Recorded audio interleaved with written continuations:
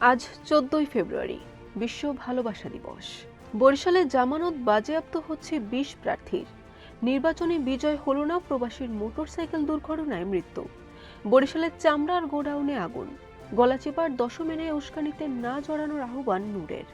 নির্বাচনের পর দুঃসংবাদ পেলেন 3 বিএনপি নেতা।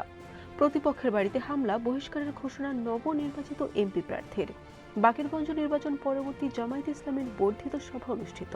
আসসালামু আলাইকুম। বরিশাল ডট নিউজ থেকে রাত 9টার শীর্ষ সংবাদে আমি ফারহানা করিম তুলি। এতক্ষণ শুনলেন সংবাদ শিরোনাম, এখন বিস্তারিত।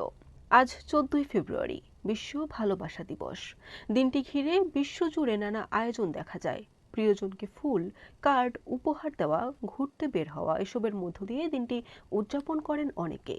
বাংলাদেশেও তরুণ তরুণীদের অংশগ্রহণের দিনটি এখন উৎসবের রূপ নিয়েছে। ত্রয়োদশ জাতীয় সংসদ নির্বাচনে বরিশালের 6টি আসনের 36 জন প্রার্থীর মধ্যে 20 জন প্রার্থী প্রয়োজনীয় 8 ভাগের 1 ভাগ ভোট না পাওয়ায় তাদের জামানত বাজেয়াপ্ত হচ্ছে। সংশ্লিষ্ট আসনগুলোর ফলাফল বিশ্লেষণে এ তথ্য জানা গেছে। মাদারীপুরের ডাসারে নির্বাচনী বিজয় মিছিলে অংশগ্রহণে যাওয়ার পথে মোটরসাইকেল দুর্ঘটনায় হাবি চাপরাশি নামে এক প্রবাসীর মৃত্যু হয়েছে। এ ঘটনায় মোটরসাইকেলের 2 আরোহী গুরুতরভাবে আহত হয়। ঢাকা বরিশাল মহাসড়কের পার্শ্ববর্তী গৌরনদী উপজেলার টর্কি বাসস্ট্যান্ডের একটি চামড়ার গোডাউনে অগ্নিকাণ্ডের ঘটনা ঘটেছে। খবর পেয়ে ফায়ার সার্ভিসের সদস্যরা ঘণ্টাব্যাপী চেষ্টা চালিয়ে আগুন নিয়ন্ত্রণে আনেন। পটুয়াখালী 3 আসনের সংসদ সদস্য ও গণ অধিকার পরিষদের সভাপতি নুরুল হক নূর নেতাকর্মীদের শান্ত ও সংযত থাকার আহ্বান জানিয়েছেন।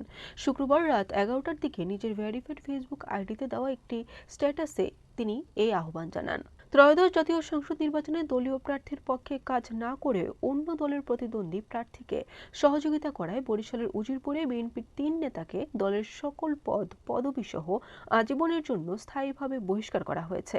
শনিবার সামাজিক যোগাযোগ মাধ্যমে ছড়িয়ে পড়া একটি প্রেস বিজ্ঞপ্তিতে এ তথ্য জানা গেছে। প্রতিপক্ষের বাড়িতে হামলার অভিযোগে ঝালকাঠির কাঠালিয়া উপজেলার পাটিখালঘাটা ইউনিয়ন বিএনপির সাধারণ সম্পাদক মিজানুর রহমান কালামকে কারণ দর্শানোর নোটিশ দেওয়া হয়েছে।